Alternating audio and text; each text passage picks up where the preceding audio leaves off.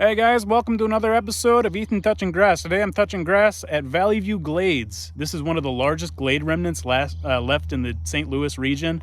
As you can see, it's freaking huge. You can see all the way back there. And it's just full of freaking cool wildflowers here. There's so many like glade endemics here. This is a unique habitat in Missouri. We're kind of known for these large glades. Just thin-rocked, thin-soiled areas where trees can't grow. And there's so many cool plants here, so let's check it out. Blooming freaking everywhere. It gets so nuts over here. This is Echinacea simulata. It is otherwise known as glade coneflower or wavy purple coneflower. It's got a few different common names, whatever. Echinacea simulata. It's got these thin, sort of pink, wavy petals. It's more pink than the other echinaceas. Kind of tall and skinny. Leaves are a little more linear, very scabbard, and it's got this huge, nice coneflower inflorescence. Technically, that's a whole bunch of mini flowers. It's in the family Asteraceae, and they're kind of known for this, having a whole bunch of flowers on a single capitula. And this is the genus Echinacea is pretty common in the Midwest, but Echinacea simulata seems to be the most common in Missouri. And this guy from the member of the family Verbanaceae. This is Verbena simplex. It is a tiny little guy, only about maybe a foot tall, very skinny, and tiny little verbena flowers. They're cute. We got some Rigeron, probably annuus. Guess we got some rhus down there, and then Onethra macrocarpa, which is just blooming everywhere. These are like one of the biggest freaking flowers you'll ever see, at least in Missouri. It's like that. They'll get like that big, like the size of a freaking hibiscus flower. And that really interesting four-lobed stigma there. Kind of Onagraceae is known for this. This is in the family Onagraceae, the evening primrose family. See these growing along glades all the time. Used a lot in horticulture, which is nice because it's a pretty one. Beautiful. You can find freaking tarantulas and scorpions and rattlesnakes here if you look hard enough. You can't flip the rocks though. Don't flip the rocks here. They got a big sign out there that says you shouldn't. Oh, here's Posnum cannabinium. This is in the milkweed family of Posinaceae. He's like got some nice pink stems on there. Here's a plant that's pretty common worldwide, at least in temperate latitudes. This is Prunella vulgaris. Is self-heal. Found pretty much anywhere in North America, Europe, Asia, maybe even get into Africa, probably invasive on other continents. But it's in the mint family, and it's a really pretty one. You don't see this one enough in horticulture. I don't know why.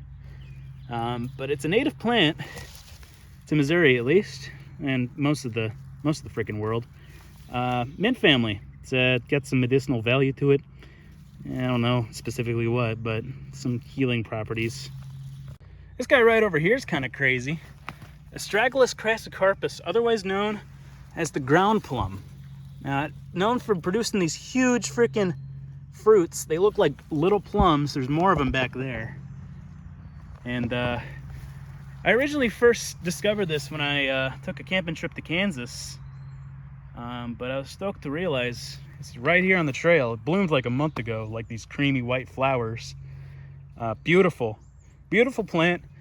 One that's not used in horticulture enough. Nitrogen fixture. It's in the legume family Fabaceae. Yeah, that genus is one of the more diverse in the Fabaceae. Pretty common, widespread. The name fucking lost me, but I'll, remember in post. This is a member of my favorite genus of plant. This is Penstemon digitalis. Pretty common one. Plantaginaceae. It's in the plantain family, if you can tell from the leaves. But this is the most biodiverse genus endemic to North America, meaning every Penstemon that you ever see came from North America. It's nice. It's beautiful. I love it. Here's a pretty freaking cool milkweed. This is Asclepias vertiflorus. And yeah, it's in the milkweed family, monarch host plant. And that's got some weird flowers on there. They got some weird pollination strategies. But yeah, I believe each one of those little white things on the flower, there's like a little slit, or maybe it's between them. I don't know. I know a little bit about milkweed pollination, but the insects will get their legs stuck in there, and they'll have little stamens that just stick onto them, and that's how they pollinate. And I guess they receive it through that top. Maybe I'm wrong, but yeah, this is a pretty nice glade endemic one. Pretty small. Just this little guy growing out the rock. I didn't know you'd still be blooming. This is Clematis vermontii. This is my favorite. This is my favorite plant. I'm gonna get a tattoo of this guy. But it's Ranunculaceae. It's super rare. It is only found in Jefferson County and like a couple spots in Kansas and Chattanooga. Nowhere else. I'll put a range map up here, but yeah, opposite leaves.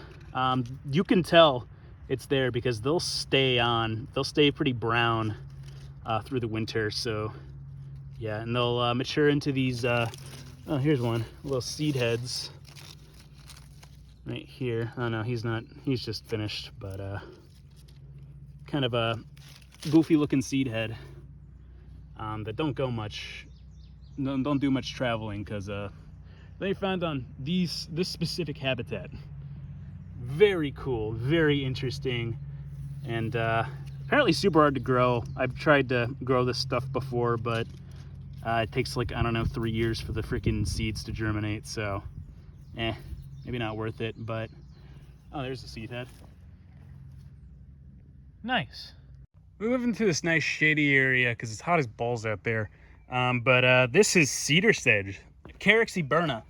Kind of a tiny little seed head on there, but it just forms this like freaking carpet along the forest floor. And I mean, it's a little green right now, but in the winter time when there's none of this like other foliage, it looks like a freaking blanket. Like, you get more of it over here, all in this shady area, and then it goes back to a glade.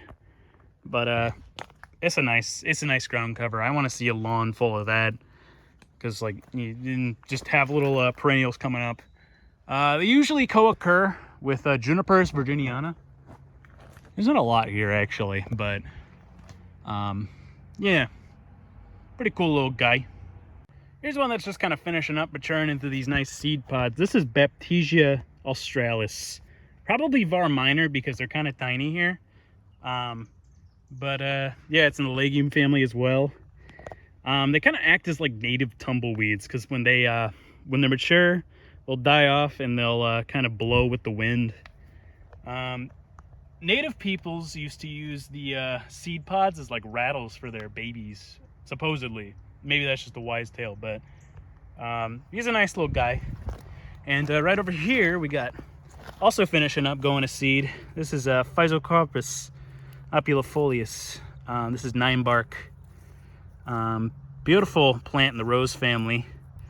Matures into these nice, like, kind of red seed pods that dehisce into a brown. But they bloomed like probably a couple weeks ago, and they're maturing into nice seeds. So maybe well, I can't collect here, but it'd be nice. You can just like take a bit of that with you, just clean out the seeds. This is a really high germination rate. Look at that clematis seed head. It's freaking huge. Yeah, you can tell they don't get around much though, because they don't, unlike other clematis, they don't really have like fuzzy, they don't mature to anything like fuzzy to where they can just fly on the wind. So I guess they get around by rain or something, and they can only be range restricted to these little tiny glades in east central Missouri. Nice population there. Only found on a couple glades around here. Oh, look at that. You go a little further, you get a Parthenium. Probably Hispidum. Could be the other one, Integrifolium. I don't think it's Integrifolium. It's opposite. But yeah, Parthenium. It's also in the aster family, but pretty distantly related from Echinacea. I think it's more related to like Anthenarias, that sort of stuff, I think. But yeah, you still get that composite flower up top. Those are all little individual flowers in those little spots. Kind of crazy. There's a bigger one over here next to another New Jersey tea. Nice. Here's a nice shrub for the landscape. This is a Ceanothus americanus. It's in the buckthorn family, and this one's not bloomed yet, but it's about to. Pollinator frickin' magnet, and it's only about 2 feet tall. It's just a little sub-shrub, but great for landscapes. Very popular plant as a result. Supposedly the leaves, they get the name New Jersey tea from the way, I guess, colonists used the leaves as the British were embargoing the tea or whatever. I don't know. I hear it doesn't even have caffeine, so what's the point? And these absolutely tiny little bastards are Rosa Carolina. You know, they're usually like a bit taller than this, but I guess it's just been growing on the glade. It's only like a couple inches tall. And they're kind of fragrant. Usually they're fragrant as hell, but I guess they're a little small and probably nutrient poor in this glade. But yeah, I'll sweat my fucking ass off. Beautiful day though. Beautiful day on the glade. Nice. Yeah, look at that, a breadroot. More common in the deserts. I think this is a Pediomelum esculentum. Maturing. They bloomed not too long ago, but he's only like a foot tall. But I know the root down there is supposedly edible, used by indigenous people, I imagine.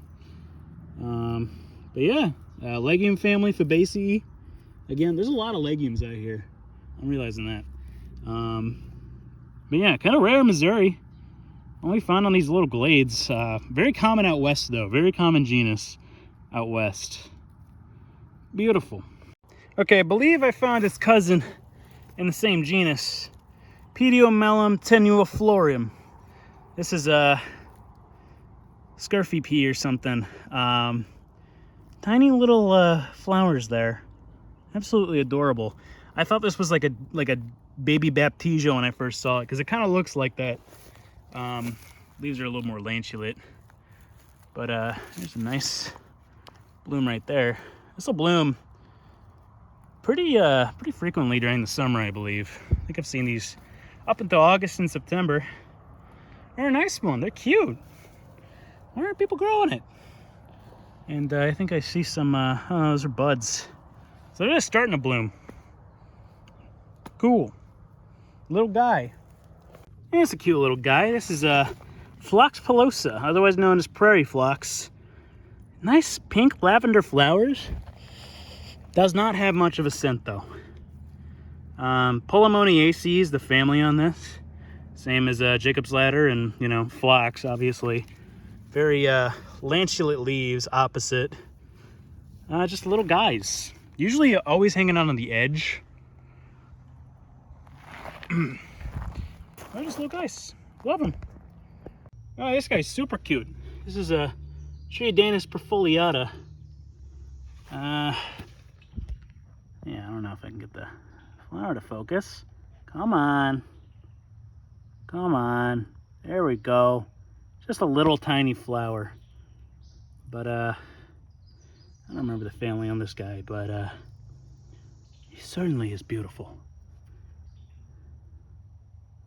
Campanulaceae, maybe? But yeah, just a little guy. Likes to be on thin soil glades.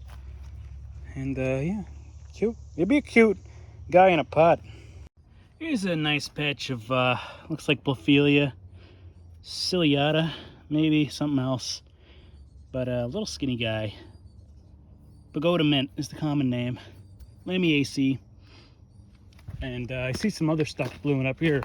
Wow, that's a big patch of Canadian onion. Canadian wild onion.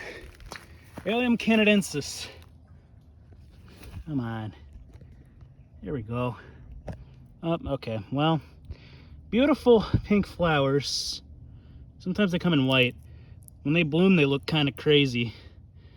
Often mistaken for Allium vignale, the wild garlic, which is a pretty nasty invasive weed. Very common, but this is the native one, and it's nice. I don't know why we're not growing it more. In fact, I remember I took a class in Merrimack, and they call this thing a weed. Allium canadensis, and not vignale. This guy did nothing wrong. He's a native guy. He's beautiful. I see them a lot on glades, but they're kind of common everywhere. Quite abundant here, clearly. You know, I'm not sure what these guys are, but man, are they orange. Little orange guys. He got some gills on him. I'll figure out what he is. But yeah, just beautiful, bright orange flowers. There's a fucking tick on me. Brick. And some big ant down there. Yeah. Hiking in the east is like that. You just get ticks on you. It's fine. You just get used to it. Well, would you look at this guy? Gallinia stipulata, otherwise known as the Indian physic or ipecac. Beautiful, beautiful family. Member of the rose family, Rosaceae. Leaves kind of look like Pat. I'm fucking tired, man. I just climbed up this hill. I don't have much water on me. So, but anyway, this guy's beautiful. Supposedly medicinal. The roots kind of look crazy on these guys. Oh, he's blooming even more down here. What a lovely guy. Fuck, it's like 86 degrees out. It's June 2nd. It's like, now it's starting to get fucking warm. Jesus. Anyway. Ugh.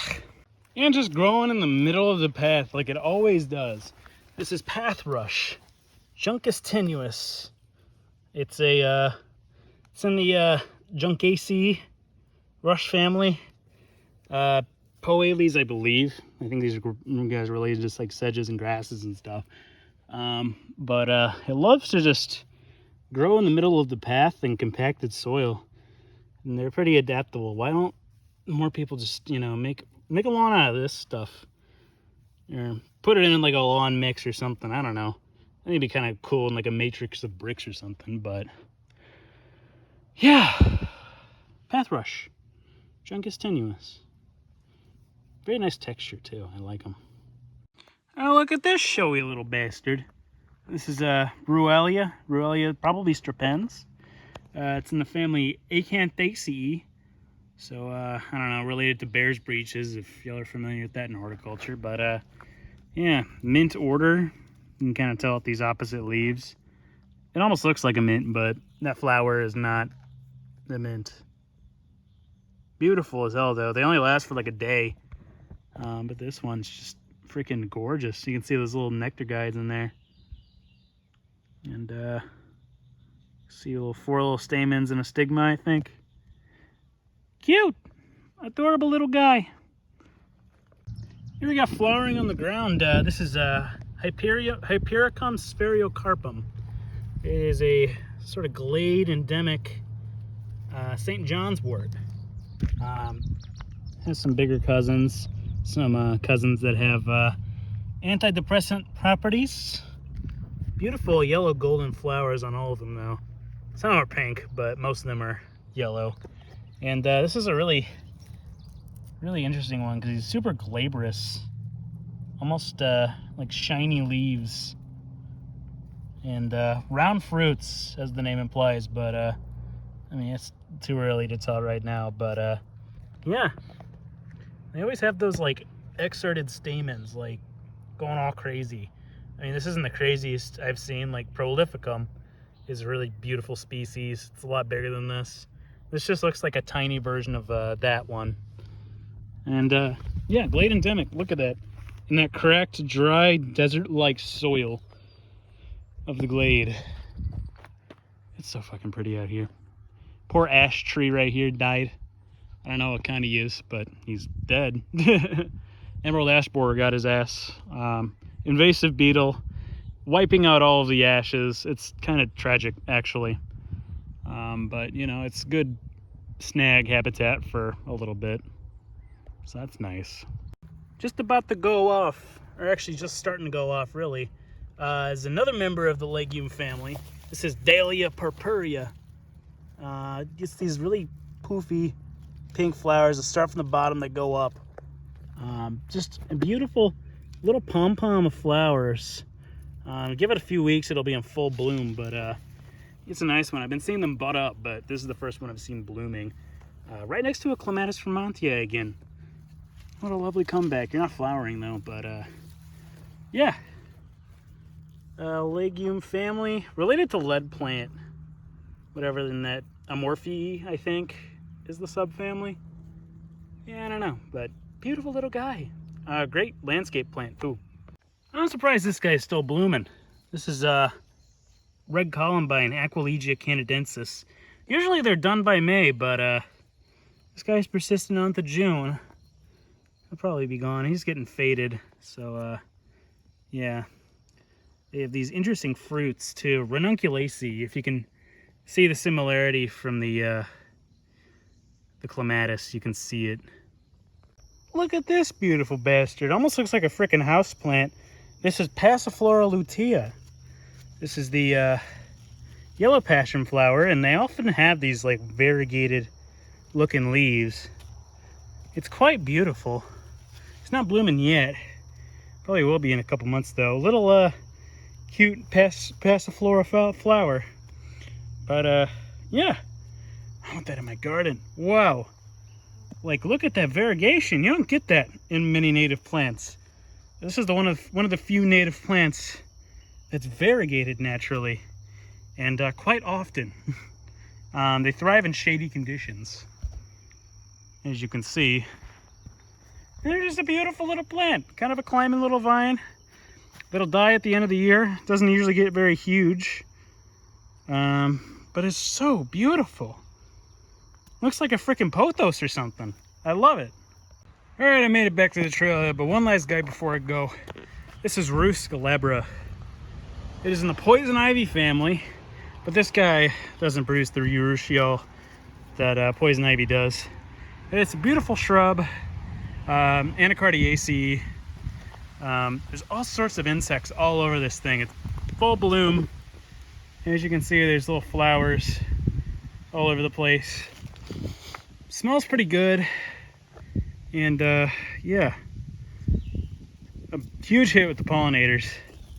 And this will have a really nice fall color too. It'll be like a bright fire truck red, kind of a shrub. Oh, there's a guy over here too. I don't know what he is. You don't look native, but you look Fabaceae-ish. I don't know what you are. I think you might be invasive. You might be some kind of sweet pea or something. You don't smell like much though. Anyway, that's all I got for you guys. Here I can show my sweaty ass face again because it's fucking hot out. Go love yourself. Go outside. Go touch some grass. Yeah, goodbye.